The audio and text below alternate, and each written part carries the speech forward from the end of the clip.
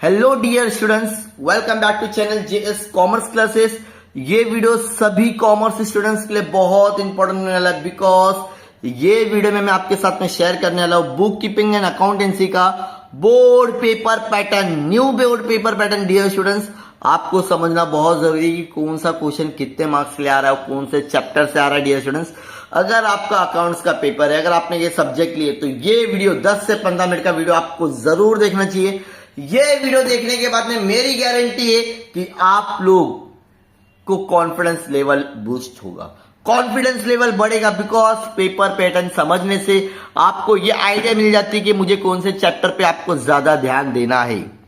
ठीक है, तो ये जो आपके सामने दिख रहा है डियर स्टूडेंट्स, ये पूरा पेपर पैटर्न है जो आपको बहुत इजी वे में समझाने की पूरी कोशिश करूंगा और 1 से 2 क्वेश्चन पेपर आपके साथ में शेयर भी करूंगा जिससे आपको एक आइडिया मिल जाएगी। तो सबसे पहले अगर डियर स्टूडेंट्स में बात करूं, जो एग्जाम होने वाला है 20 फेब को, राइट, बीके का पेपर कब है आपका 28 तारीख को। अब उसमें बीके का पेपर पैटर्न के लिए आपको समझना यह जरूरी कि 100 मार्क्स का पेपर होता है जहां पर 20 मार्क्स का आपका हो जाएगा ओरल। तो अब आपको 80 मार्क्स का पेपर देना होगा रिटर्न में। कितने मार्क्स का होगा? 80 मार्क्स का। अब ये 80 मार्क्स का पेपर कौन से वे में आ रहा है, कितने मार्क्स का ऑब्जेक्टिव आ रहा है, कौन सा चैप्टर आ रहा है, सारी चीजें मैं आपके साथ में शेयर कर दूंगा।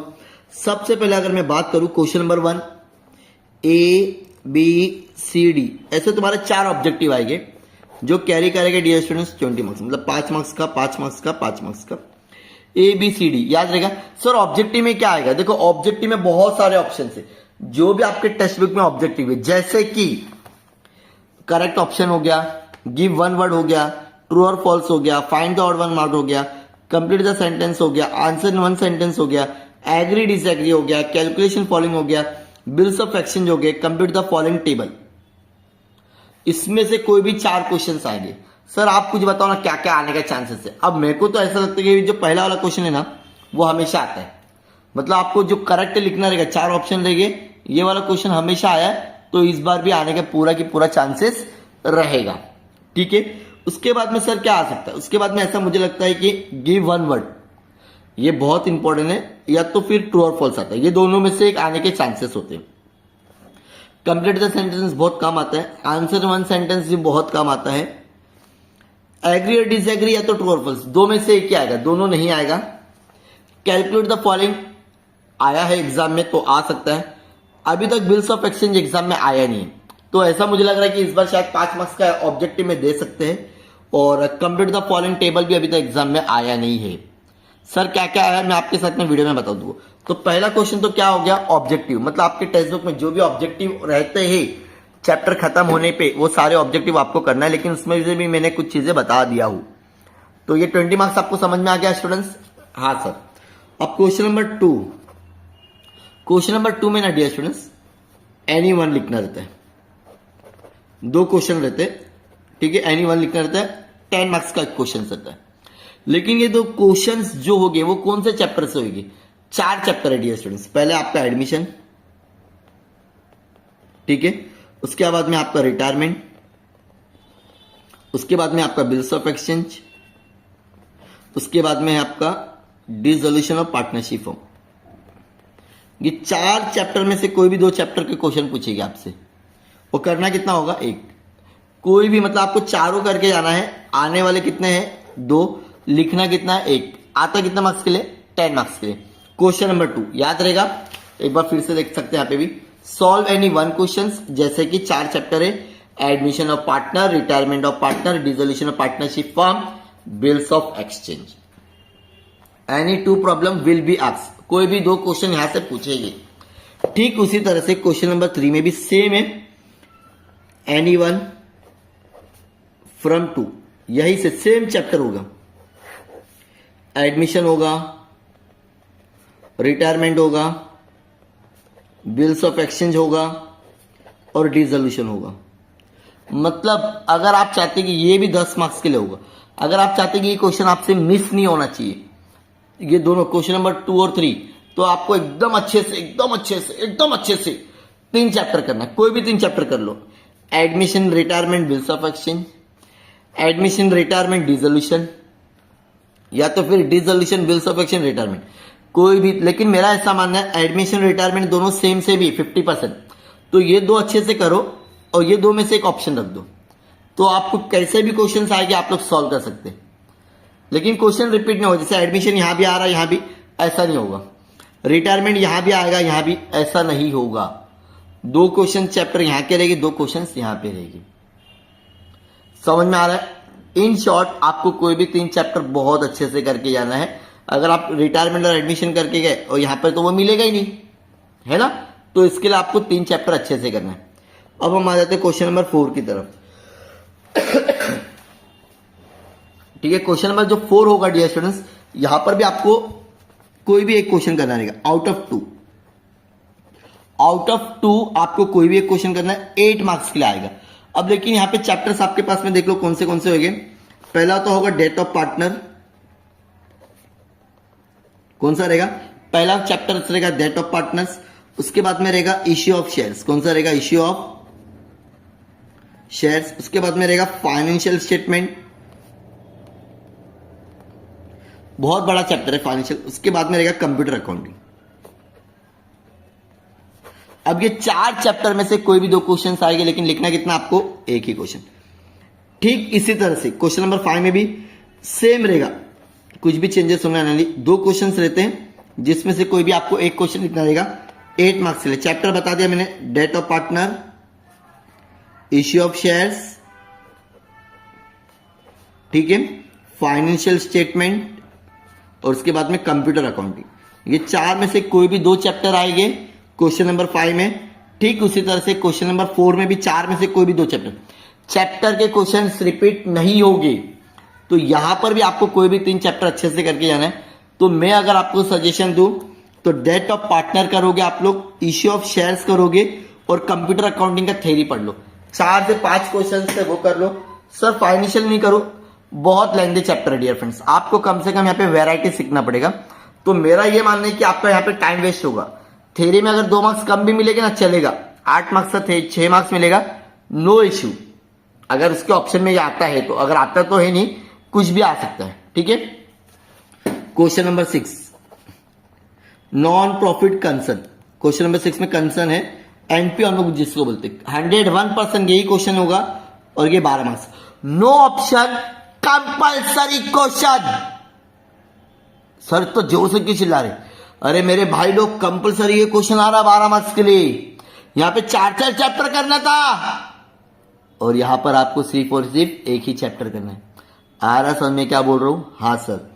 Question number 7 final account, partnership final account. क्या बोला मैंने? Partnership final account. सर फिर से बोलो, ये भी कंपलसरी क्वेश्चन। क्या है मतलब? क्वेश्चन नंबर 6 और क्वेश्चन नंबर 7 कंपलसरी है, नो ऑप्शन, ऑप्शन नहीं होगा। ऐसे करके ये हो जाएगा आपका 80 marks. Question number 1 compulsory objective, question number 6 NPO compulsory, question number 7 मतलब 20 और ये 12 30 32 और ये 40 मार्क्स का कंपलसरी क्वेश्चन। यहाँ पे नो ऑप्शन, आपको पूरे क्वेश्चन करने हैं। बाकी सारी चीजें मैंने आपको बहुत अच्छे से ये समझा दिया डियर स्टूडेंट्स। लेकिन मेरी आपसे गुजारिश है, रिक्वेस्ट है, अपने दोस्तों को बताओ कि ये ऐसे ऐसे पेपर आ रहे हैं, अब आपके ऊपर डिपेंड है। मतलब आप यहां पर बिल्स ऑफ एक्सचेंज नहीं करोगे चलेगा, और यहां पर अगर आप लोग फाइनेंशियल स्टेटमेंट नहीं करोगे चलेगा। ये 2 चैप्टर छोड़ के आप बाकी चैप्टर्स करोगे। अब मैं आपके साथ में बोर्ड का जो पेपर आया था स्टूडेंट्स वो शेयर करना चाहता हूं। लेकिन मैं आपसे एक ही गुजारिश करता हूं, प्लीज 12th में जो भी है आपके फ्रेंड्स उन तक पहुंचाइए वीडियो को और बताओ कि अकाउंट में पास होना बहुत आसान है। इंपॉर्टेंट चैप्टर मैंने बता दिया, एनपीओ, ये फाइनल अकाउंट और 12-24 मार्क्स, मतलब ये 44 मार्क्स सभी स्टूडेंट्स को मिल सकते हैं। अब मैं आपके साथ में शेयर करूंगा बोर्ड के पेपर। जैसे कि आप लोग देख सकते हो, ये बोर्ड में पेपर आया था, objective questions, find the odd one out और एग्री और डिसएग्री आया था उस बार। और ये बताया मैंने कि हमेशा आता ही है और आया भी है। और ट्रू और फॉल्स या तो एग्री डिसएग्री हमेशा आता है। और यहाँ पर आपको आ गया था 1 वर्ड। तो ये हो गया आपका 20 मार्क्स का ऑब्जेक्टिव क्वेश्चंस पूरा। उसके बाद में क्वेश्चन नंबर 2, क्वेश्चन नंबर 2 में आपको क्या पूछा गया जरा देख सकते हो। एडमिशन का सम पूछा है और इसके ऑप्शन में डियर फ्रेंड्स, एडमिशन के ऑप्शन में आप लोग अगर ध्यान दोगे डियर स्टूडेंट्स, आप लोग को रिटायरमेंट पूछा है। क्या पूछा है? रिटायरमेंट। तो अगर मैं फिर से लिखूं, फिर से जो पेपर आया था, तो पहला तो हो गया ऑब्जेक्टिव आपका ABCD। यहां पर आपको ऑब्जेक्टिव में क्या पूछा था? Find the odd one out, odd one out, ठीक है।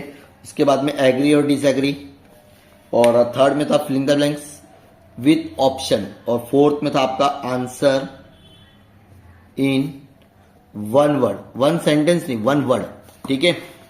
अब क्वेश्चन नंबर 2 में आपको 2 क्वेश्चन पूछे थे। पहला था एडमिशन का, और उसके साथ में पूछा रिटायरमेंट। क्या पूछा है? 10 मार्क्स, कोई भी एक करना था। कितना करना था? कोई भी एक क्वेश्चन करना था। और ये हो गया तुम्हारा 20 मार्क्स का ऑब्जेक्टिव, ठीक है। अब हम लोग क्वेश्चन नंबर 3 की तरफ जाते हैं स्टूडेंट्स। तो क्वेश्चन नंबर 3 में लाल बाल पाल, ये हो गया तुम्हारा कौन सा क्वेश्चन? दो यहाँ पे लिखा हुआ है डिजोल्व, मतलब डिजोल्यूशन का समय स्टूडेंट्स। कौन सा समय? डिजोल्यूशन का समय, ठीक है। नेक्स्ट, इसके ऑप्शन में था आपको journalise the following transaction in the books of Arvind. तो ये बिल्स ऑफ एक्सचेंज हो गया। तो मैं क्वेश्चन नंबर 3 अगर लिखता हूं डियर स्टूडेंट्स, तो यहां लिखना पड़ेगा मुझे dissolution of some of partnership firm, और क्या है? Bills of exchange. कितना मार्क्स के लिए आया था डियर स्टूडेंट्स? 10। कोई भी एक क्वेश्चन करना था, ठीक है। ये बोर्ड एग्जाम 2024 का बता रहा हूं।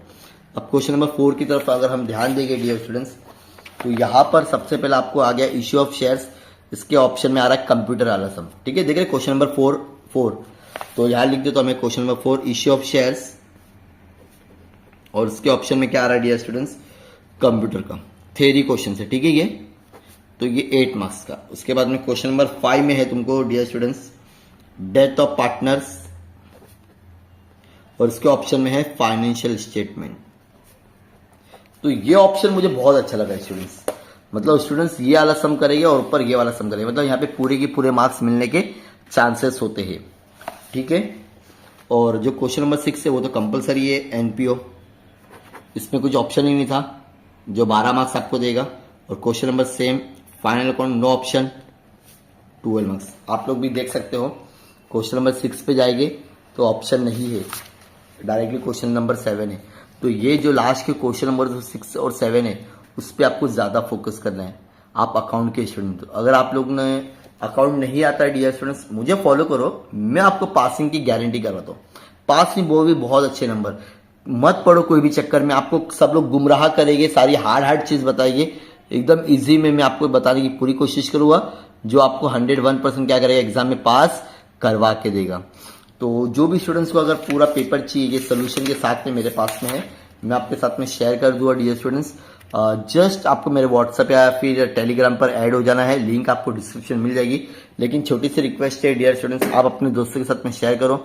अगर वीडियो अच्छा लगे तो प्लीज वीडियो को क्या करोगे आप लोग, एक अच्छा सा कमेंट करके एक लाइक कर देना वीडियो को, ताकि मुझे भी अच्छा लगेगा कि चलो स्टूडेंट्स क्या कर रहे हैं, मुझे फॉलो कर रहे हैं।